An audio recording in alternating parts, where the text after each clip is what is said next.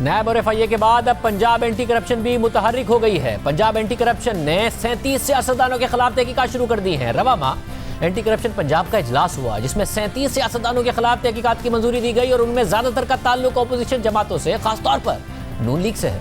Anti corruption ने नून league के पंजाब के सदर राना सनाउल्लाह, राना मशहूद, ख्वाजा आसिफ के खानदान, राना मुबश्शिर, आबिद शेर अली और शेख रुहेल असगर के खिलाफ तहकीकात शुरू की हैं। जियो न्यूज़ के ज़राए के मुताबिक बाज़ अराकीन कौमी और सूबाई असम्बली पर सरकारी ज़मीनों पर कब्जे करवाने के इल्ज़ामात हैं, जबकि बाज़ अराकीन पर मुख्तलिफ प्रोजेक्ट्स में सरकारी खजाने को नुकसान पहुंचाने के इल्ज़ामात हैं।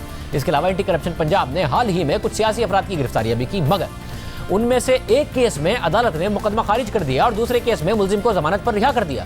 इस हवाले से द न्यूज़ में तारिक भट्ट की खबर शाया हुई, जिसके मुताबिक पंजाब में एंटी करप्शन एस्टैब्लिशमेंट मुतहर्रिक हो गई है, मगर अदालतों ने मुलजिमान की तवील गिरफ्तारी की इजाजत देने से इनकार कर दिया है, क्योंकि एंटी करप्शन कानून के मुताबिक अदालतों को जमानतें देने का इख्तियार है और अदालतें अदम शवाहिद पर मुकदमात को खत्म भी कर सकती हैं। खबर के मुताबिक एंटी करप्शन ने एक ही हफ्ते में नून लीग के रहनुमाओं के खिलाफ आधे दर्जन मुकदमा दर्ज किए हैं और मजीद के खिलाफ मुकदमा दर्ज किए जा रहे हैं। कुछ केसेस में नामजद मुलजिमान को गिरफ्तार नहीं किया गया, जबकि दीगर मुकदमात में कुछ गिरफ्तारियां हुई मगर अदालतों ने उनकी जमानत मंजूर कर ली या फिर मुकदमा खत्म कर दिया।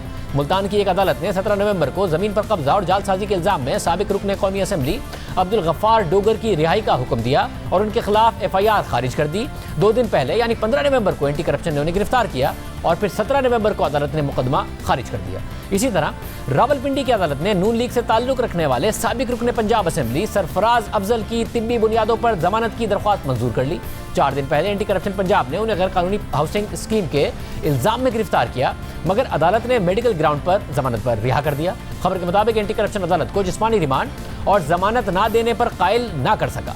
इसी तरह एंटी करप्शन पंजाब ने नून लीग के MNA और साबिक वफाकी वजीर खुर्रम दस्तगीर के वालिद गुलाम दस्तगीर खान के खिलाफ मुबैना तौर पर सरकारी जमीन पर पेट्रोल पंप और CNG स्टेशन कायम करने पर मुकदमा दर्ज कर लिया है और इल्जाम लगाया है कि डिप्टी कमिश्नर ने दफ्तर के पास स्टेशन के इजाफी मंसूबे से मुताल्लिक NOC मौजूद नहीं है, मगर अभी तक इस केस में कोई गिरफ्तारी नहीं हुई। इसी तरह एंटी करप्शन ने एक हफ्ता पहले नून लीग के सीनियर रहनुमा ख्वाजा आसिफ की अहलिया पर हाउसिंग स्कैंडल में मुकदमा किया, मगर इस केस में भी अभी तक कोई गिरफ्तारी नहीं हो सकी। आम बात यह है कि ख्वाजा आसिफ के खिलाफ नैब इस हाउसिंग स्कीम के हवाले से तहकीकात कर रहा है और नैब ख्वाजा आसिफ को कई बार तलब भी कर चुका है।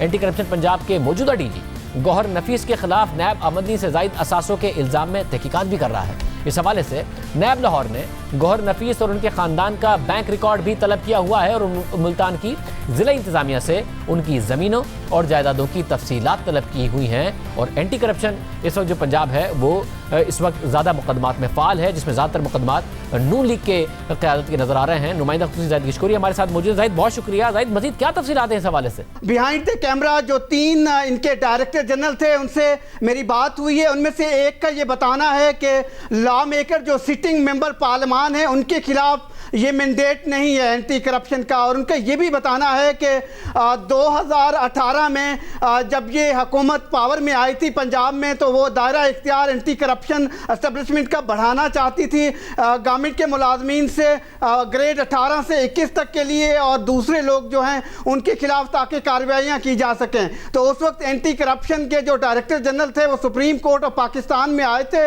उन्होंने सुप्रीम कोर्ट को ये दरख्वास्त की थी कि वो दायरा इख्तियार एंटी करप्शन का बढ़ाना चाहते हैं, लेकिन सुप्रीम कोर्ट ऑफ पाकिस्तान ने सिर्फ और सिर्फ गवर्नमेंट के जो मुलाजमीन हैं ग्रेड 21 तक की इनको उनके रूल्स कुछ सस्पेंड करके इजाज़त दे दी थी। लेकिन जो उस वक्त के डायरेक्टर जनरल बाद में एंटी करप्शन के थे ब्रिगेडियर रांझा, उनका ये हमें बताना है कि ये कानून एंटी करप्शन का जो मौजूदा है 2014 के रूल्स का वो मेंबर पार्लियामान के खिलाफ कार्रवाई की इजाज़त नहीं देता है। और साथ ही जो डायरेक्टर लॉ हैं एंटी करप्शन एस्टेब्लिशमेंट के, उनसे मेरी बात हुई है कि क्या पीडा का जो 2006 का ब्यूरोक्रेसी का कानून है या फिर 2014 का जो कानून है एंटी करप्शन एस्टेब्लिशमेंट का वो इस बात की इजाज़त देता है जो मौजूदा ड्राइव चल रही है।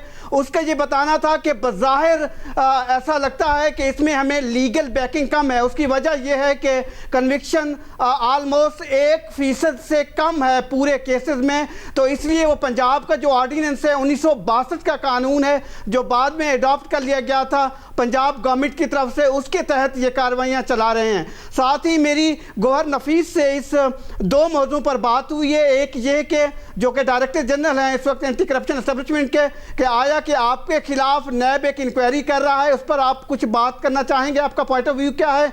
उन्होंने बात नहीं की। और दूसरा जो मौजूदा ड्राइव है, क्योंकि तकरीबन 1 साल का अरसा हो गया इसके अंडर चल रही है, उन्होंने इस पर भी कोई कमेंट नहीं दिए और यही बताया कि वो जो सब कुछ चल रहा है वो पंजाब के मौजूदा कानून के तहत ही चल रहा है।